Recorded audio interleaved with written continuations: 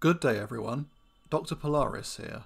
The Highland mountain ranges of Scotland are wild and magnificent places that attract many international visitors, but their slopes have a darker side that has terrified many people throughout the years. It is claimed that the mountains are haunted.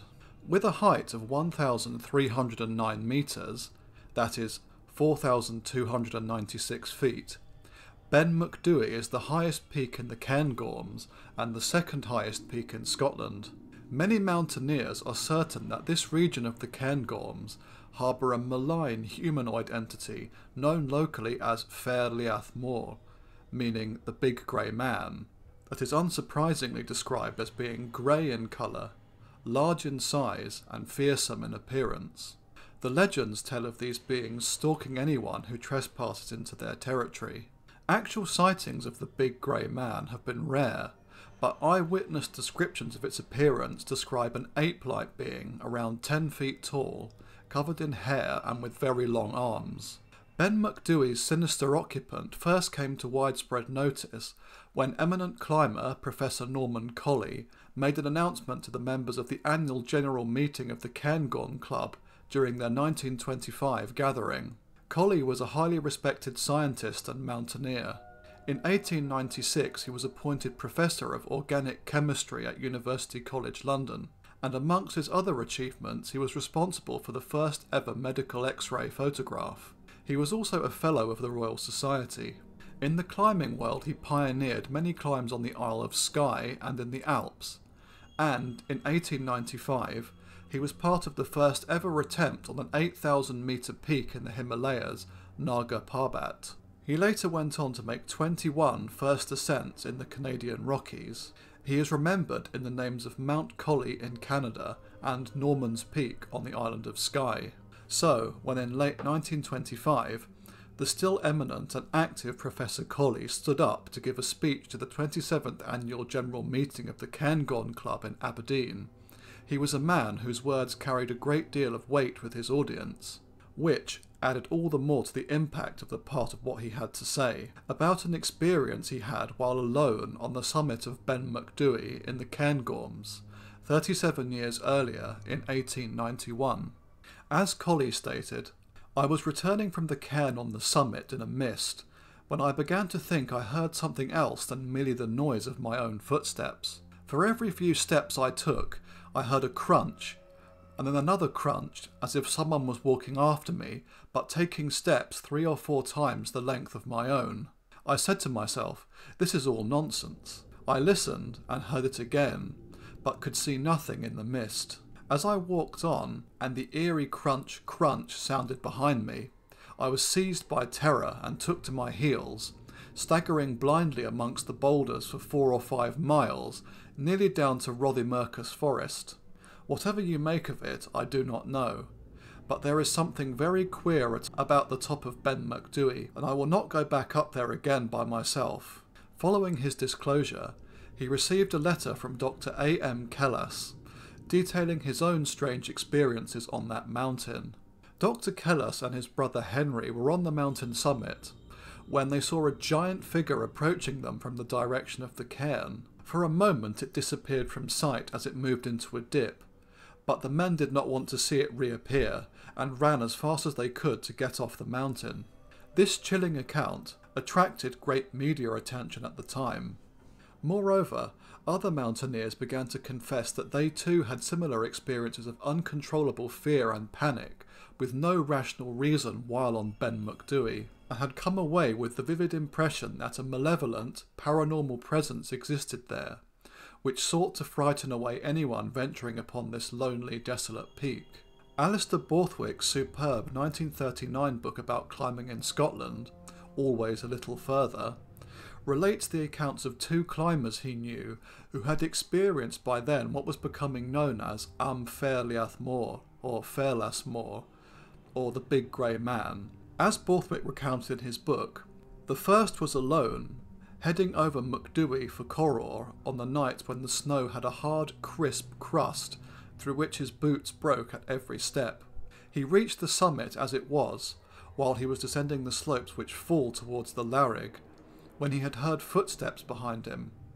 footsteps not in the rhythm of his own, but occurring once for every 3 steps he took. I felt a queer crinkly feeling in the back of my neck, he told me, but I said to myself, this is silly, there must be a reason for it. So I stopped, and the footsteps stopped, and I sat down and tried to reason it out. I could see nothing. There was a moon about somewhere, but the mist was fairly thick. The only thing I could make of it was that when my boots broke through the snow crust, they made some sort of echo. But then every step should have echoed, not just this regular 1 in 3. I was scared stiff. I got up and walked on, trying hard not to look behind me. I got down all right. The footsteps stopped 1,000 feet above the Larrig, and I didn't run. But if anything had so much said boo behind me, I'd have run down the mountain like a streak of lightning. The second man's experience was roughly similar. He was on MacDhui and alone. He heard footsteps. He was climbing in daylight in the summer, but so dense was the mist that he was working by compass, and visibility was almost as poor as it would have been at night. The footsteps he heard were made by something or someone trudging up the fine screes which decorate the upper parts of the mountain. A thing not extraordinary in itself, though the steps were only a few yards behind him, but exceedingly odd when the mist suddenly cleared and he could see no living thing on the mountain, at that point devoid of any cover of any kind. Did the steps follow you exactly? I asked him. No, he said. That was the funny thing, they didn't. They were regular all right, but the strange thing was that they seemed to come once for every 2.5 steps that I took. He thought it queerer still when I told him the other man's story. You see, he was long-legged and 6 feet tall, and the first man was only 5'7". Once I was out on a search party on Macdhui, and on the way down after an unsuccessful day, I asked some of the gamekeepers and stalkers who were with us what they thought of it all. They worked on Macdhui, so they should know. Had they seen Fear Liath Mor? Did he exist, or was it just a silly story? They looked at me for a few seconds, and then one said, "We do not want to talk about that." One story related to the author of The Big Grey Man of Ben Macdhui, a man called Richard Frere. He told of a friend of his who had decided to spend a night camping on top of the mountain in 1940. In his tent near the cairn, he began to suffer a feeling of morbidity and a sense of unreality and unease, but finally managed to fall asleep. He woke up with moonlight shining through a gap into his tent, and suddenly realised that he could see something brownish between himself and the moon. Horrified, he froze, and waited for the thing to move away. When it did, he looked out into the brilliant moonlight and saw a large brown creature swaggering away down the mountainside. He said the creature had an air of insolent strength about it. Incredibly, he estimated the height of the thing to be 20 feet, and described it as having an erect posture, broad shoulders, and a tapering waist. Wendy Wood, author of The Secret of Spey, approached the pass of Larrig in winter, whereupon she heard a voice. After a brief and brave scouting out of the local area to see if she could find the person she had heard speaking, she realised that she was alone. When she hurried away, she could hear footsteps following her as if immediately behind. At first she thought the footfalls to be echoes of her own, but then once again noticed that they did not coincide or correspond to her own footsteps. In the early 1990s, a group of 3 men walked along a forestry plantation track in the countryside close to Aberdeen, when one saw ahead a dark-shaped human figure which ran from the left of the track, about 200 yards ahead. He felt a sense of terror and foreboding. His friends had not seen the creature, but when they looked ahead they saw a face looking at them from between the branches, a face which was human but not human. One man threw a stone at it and it disappeared into the trees. A few weeks after this encounter, the trio were driving towards Torfins near Aberdeen, when their car was pursued by the very same type of creature. They reported this dark, tall being running alongside their car as they drove at close to 45 miles an hour. Eventually it gave up the chase and simply stood in the middle of the road and peered after the car. A female friend of one of the men later told him that while she'd been staying in a cottage in the countryside near there, she had seen a dark, hairy figure standing just inside the tree line nearby, watching the building on 2 occasions. After a while, it moved off into the undergrowth. The sightings of strange creatures are not the only reported things people have experienced while on the mountain or in the surrounding area. Other people have reported being in the area and suddenly overwhelmed by either a feeling of utter panic or a downward turning of their thoughts, which has made them incredibly depressed.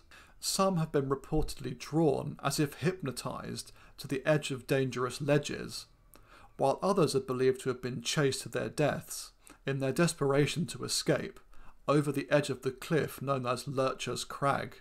There have been even more reports that ghostly music and laughter could be heard wafting across the shadowy slopes, and many accounts of heavy footsteps like those heard by Colley have been documented.